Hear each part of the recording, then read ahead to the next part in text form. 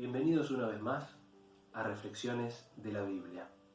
Hoy tenemos un tema muy interesante: ¿cómo ser perfectos en un mundo imperfecto? Sí, escuchaste bien. ¿Cómo ser perfectos en un mundo imperfecto? Y para poder explicar este tema, te invito a que puedas buscar tu Biblia y abrir en el libro de Mateo. Pero antes, vamos a hacer una oración para que Dios pueda ayudarnos a entender. ¿Me acompañás? Oremos. Querido Dios que estás en los cielos, en este momento queremos pedirte que nos ayudes a entender tu palabra, que podamos llevar a la práctica lo que aprendamos y que tu Espíritu Santo pueda darnos sabiduría para comprender. Te lo pedimos en el nombre de Jesús. Amén.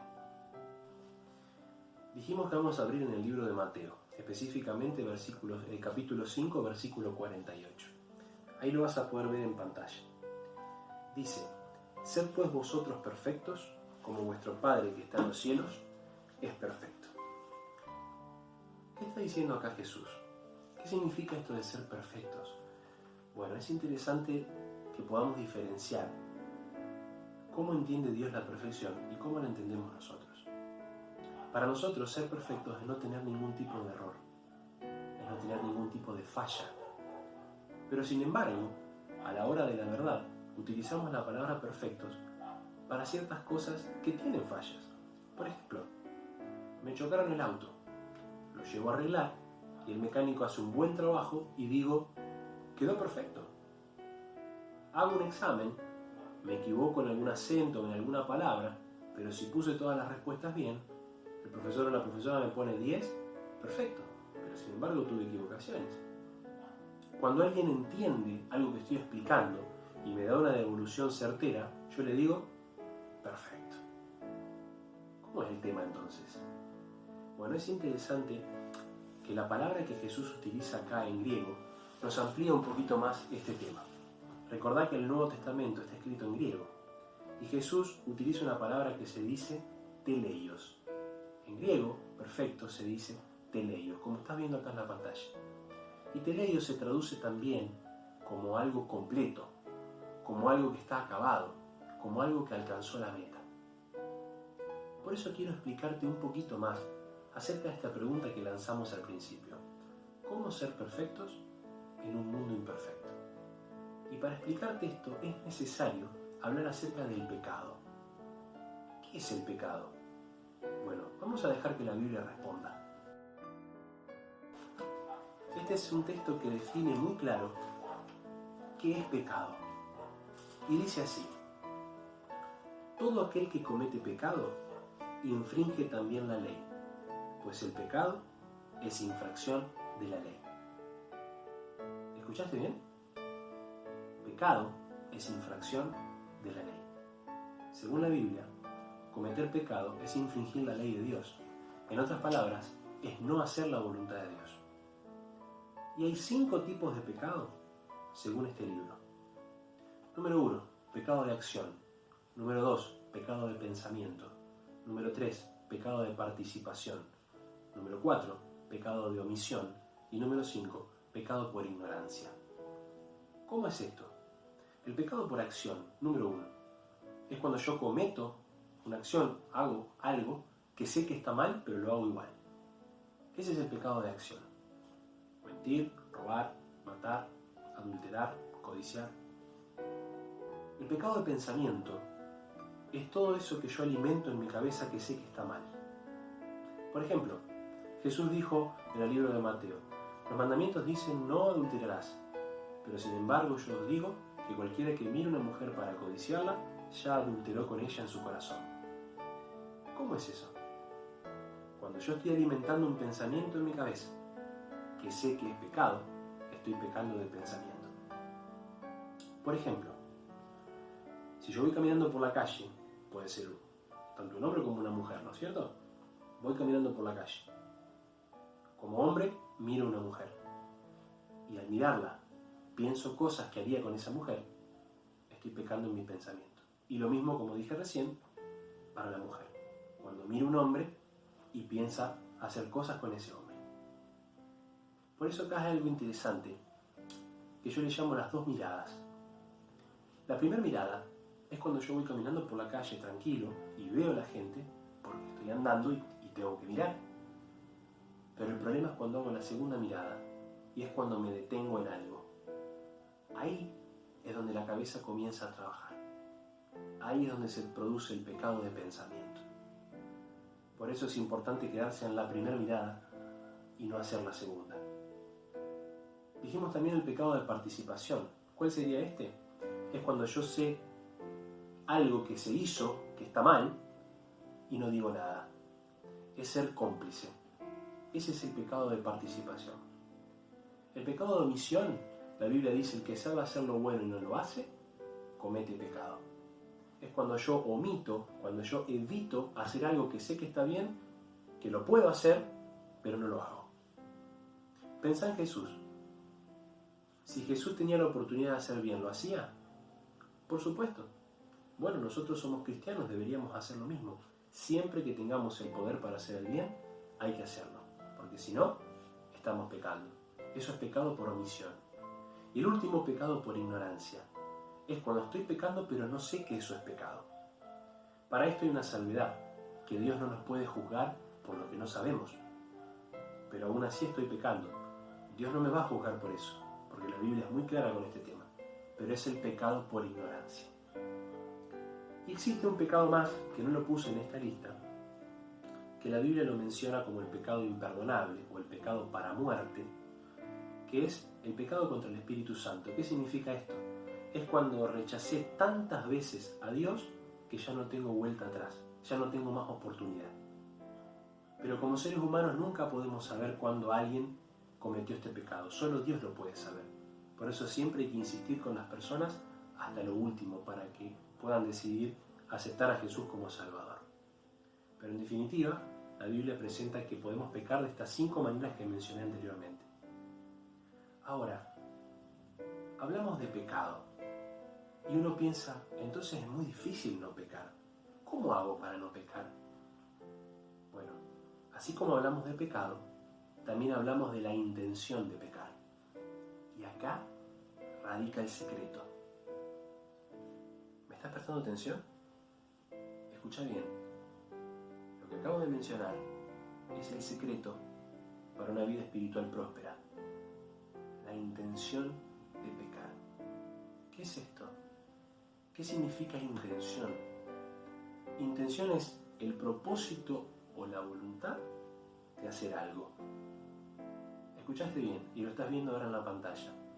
Es el propósito o voluntad de hacer algo. Es cuando yo decido hacer algo. Yo hago algo premeditado. Primero lo pensé y luego lo hice. La intención es eso, primero lo pensé. Y acá es donde viene la ayuda para vos y yo. Es interesante que la Biblia presenta que Dios mira la intención del corazón. Y déjame explicarte un poquito más con 3 versículos. ¿Me acompañás? Vamos al primero. Primera de Corintios 4:5. Texto hermoso y muy claro con respecto a este tema. Primera de Corintios 4:5 dice así: Así que no juzguéis nada antes de tiempo, hasta que venga el Señor, el cual aclarará también lo oculto de las tinieblas y manifestará las intenciones de los corazones. Entonces, cada uno recibirá su alabanza de Dios. ¿Prestaste atención al detalle? Dice que el Señor manifestará las intenciones de los corazones, entonces cada uno recibirá su alabanza de Dios. Otro texto, Romanos 2:16, acerca del mismo tema. Y dice así: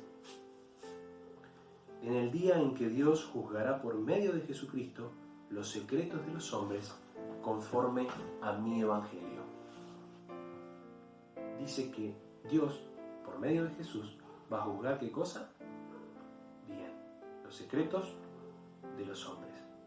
Nosotros podemos ocultarle cosas a las personas, pero a Dios no podemos ocultarle nada. El último texto, 1 Samuel 16:7. Cuando Dios mandó al profeta Samuel a buscar el próximo rey de Israel, le dijo de esta manera, 1 Samuel 16:7. Pero Jehová respondió a Samuel: no mires a su parecer ni a lo grande de su estatura, porque yo lo desecho.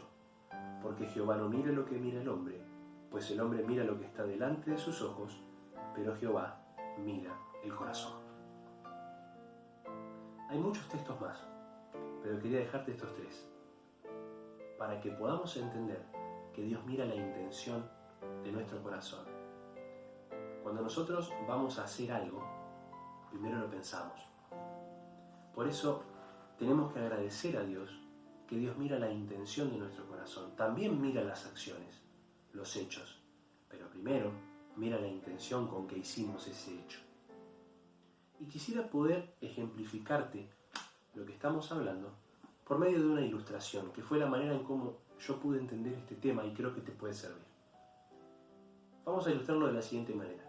Tenemos dos personas, sujeto A, sujeto B. Ambos son fumadores y ambos deciden dejar de fumar el mismo día. El sujeto A comienza a hacer una lista para hacer cambios en su rutina. Hacer ejercicio, mejorar su alimentación, consumir agua. Cambia la ruta de su casa al trabajo porque sabe que hay almacenes en el camino que lo pueden tentar a comprar. No compra cigarrillos, no acepta de los amigos. En la hora del almuerzo en el trabajo se va al sector de no fumadores, etcétera, etcétera. Pasa un mes, 2 meses, 3 meses, viene bien, no fumó ningún cigarrillo, le cuesta, pero se mantiene, y en el 4.º mes recibe una noticia inesperada. Muere su mamá. Es una noticia que a cualquier ser humano le llegaría de una manera tremenda y te desestabiliza. Se hace el velorio, se hace el entierro, y después de un día triste, de angustia, regresa a su casa donde vive solo y comienza a pensar en todo lo que pasó. Mientras busca algunas cosas en los cajones, encuentra un cigarrillo suelto. Y se acuerda que en los momentos difíciles, en los momentos de angustia, fumaba para paliar la situación. Y de repente empieza a sentir la sensación que le producía el cigarrillo. Esa relajación, esa tranquilidad. Comienza a sentir el olor sin prenderlo. Comienza a sentir en sus dedos cómo sería sostener el cigarrillo, cómo sería tenerlo en la boca. Pero de repente se acuerda que había dejado de fumar, así que cierra el cajón y se va. Al rato vuelve esta sensación, regresa al cajón, mira el cigarrillo, piensa, ¿qué hago? ¿Lo fumo o no lo fumo? Hace casi 4 meses que estoy haciendo un esfuerzo. ¿Lo fumo o no lo fumo? Y decide no fumarlo, se va, al rato vuelve, y así, va y viene, hasta que en un momento lo agarra. Y ya luego se lo pone en la boca, y después lo prende. Y está pensando si hace la pitada o no, hasta que hace la primera pitada y automáticamente la culpa comienza a remorderlo. Y de bronca lo tira al piso, lo pisa y decide comenzar de nuevo. Y por otro lado tenemos al sujeto B. Dijimos que dejó de fumar al mismo día, al mismo momento que el otro. Al día siguiente va al trabajo y un amigo le dice: ¿vamos a fumar un cigarrillo? No, dejé de fumar ayer. Pero dale, vos vas a dejar de fumar, hace 30 años que fumás. No, en serio, dejé de fumar ayer. Pero fumate uno conmigo, no, porque si no, no sirve de nada lo que hago. Y el amigo comienza a insistirle, hasta que este dice: bueno, está bien. Total, como dice el dicho, que le hace una mancha más al tigre. Así que prendió el cigarrillo, se lo fumó completo sin culpa y siguió su trabajo. La pregunta es, ¿cuál de los dos cometió un pecado? Muy bien, los dos. Los dos cometieron un pecado, los dos fumaron. Pero, ¿quién tuvo la intención correcta? Exacto, el sujeto A. La intención de este fue no fumar e hizo todo lo humanamente posible, pero la situación lo desbordó. Pero automáticamente se arrepintió y comenzó de nuevo. En cambio el otro no le importó. Lo mismo pasa en la vida espiritual. Cuando viene la tentación, yo tengo dos opciones. decidir no pecar o que me dé lo mismo. Y en esto de que me da lo mismo, entramos en un círculo vicioso. Y mucha gente cree en esto. Peco, total Dios me perdona. La misericordia de Dios, su amor es infinito. La gracia de Dios me sostiene. Pero esto no es así. Esto no viene de Dios. Cuando los judíos le llevaron a Jesús, a María Magdalena, Jesús le dijo, mujer, ¿dónde están los que te condenan? Ella miró para atrás y dijo, no hay nadie, Señor. Entonces Jesús le dijo, ni yo te condeno, pero vete y no peques más. La Biblia es clara con respecto al pecado. Por eso tenemos que entender que no existe tal cosa de que peco, total Dios me perdona, porque entramos en un círculo vicioso y no salimos más. Dios quiere que nosotros crezcamos en la fe y entiende que tenemos una naturaleza débil, que tenemos una naturaleza con tendencia a las cosas malas. Por eso gracias a Dios que mira la intención del corazón. Si tu intención es correcta, tus actos lo van a demostrar. Pero hay veces que vamos a caer porque somos humanos. Pero ahí está el volver a empezar y el pedirle ayuda a Dios para no caer nuevamente con eso. Vos tenés que decidir no caer otra vez con lo mismo. Esto no se logra de un día para otro. No es que de un momento para otro yo digo, bueno, no peco más y no peco más. No. Esto es un día a día. A través de mi experiencia con Dios, a través de mi relación con Él, a través de mi culto personal, con oración, con la Biblia. Por eso es importante que entendamos que Dios mira la intención del corazón. Ahora, ¿queda claro este tema? ¿Estoy siendo claro en lo que quiero presentarte? A mí me ayudó muchísimo entender esto, porque yo decía, ¿cómo hago para no pecar? Cuando leo en la Biblia estos personajes como Enoc, como Elías, ¿cómo hicieron? Ellos habían entendido esto. No eran seres de otro planeta, eran como nosotros. De hecho, Santiago registra, dice, Elías era un hombre sujeto a las pasiones y deseos que nosotros tenemos, pero sin embargo oró y durante 3 años y medio no llovió. Es muy claro. Ellos tenían las mismas tentaciones que nosotros, pero habían entendido este tema, que Dios mira la intención. Si tu intención es no pecar, entonces vas a lograrlo. Vas a caer a veces, sí, pero si tu intención fue la correcta, Dios te perdona y continúas. Pero si a vos te da lo mismo, ahí está el tema. No te tiene que dar lo mismo pecar o no pecar. Te tiene que hacer sentir mal el pecar. Tenés que decidir no pecar. Tenés que entender que la intención de tu corazón tiene que ser la correcta. Entonces cuando Dios juzgue esa intención va a decir, yo sé que mi hijo o mi hija no quiso pecar, pero como es humano cayó, pero su intención fue no hacerlo. Y vas a ver que de a poco vas a ir fortaleciéndote en esos aspectos que hoy sos débil. Pero esto no se logra solo, no es por motus propio, no es fuerza propia. La fuerza no es que está en tu interior, la fuerza está en Dios. Por eso vas a encontrar cantidad de versículos que dicen que la fuerza está en Dios. Efesios 6:10. Fortaleceos en el Señor y en el poder de su fuerza. Jesús le dijo a Pablo en 2 Corintios 12:9. Bástate mi gracia porque mi poder se perfecciona en la debilidad.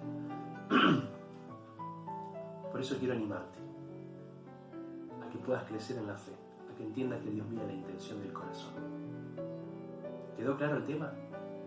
¿Cómo ser perfectos en un mundo imperfecto? Así, de esta manera, logrando que nuestras intenciones sean las correctas y entendiendo que para Dios ser perfectos no es no tener ningún error. Para Dios ser perfectos es, a pesar de los errores que tengo, con su ayuda puedo avanzar. ¿Quedó claro? Deseo que Dios te bendiga y déjame terminar esta reflexión con una oración para pedir la bendición de nuestro Dios. ¿Me acompañás? Oremos. Señor y Dios, gracias porque al abrir tu palabra encontramos con claridad cómo hacer para crecer en la vida espiritual en este aspecto. Ayúdanos para que nuestra intención sea la correcta. Ayúdanos a intentar no pecar y que podamos crecer en aquellas cosas en que somos débiles. Te lo pedimos sin merecerlo, en el nombre de Jesús. Amén. Que Dios te bendiga y te espero para la próxima en Reflexiones de la Biblia.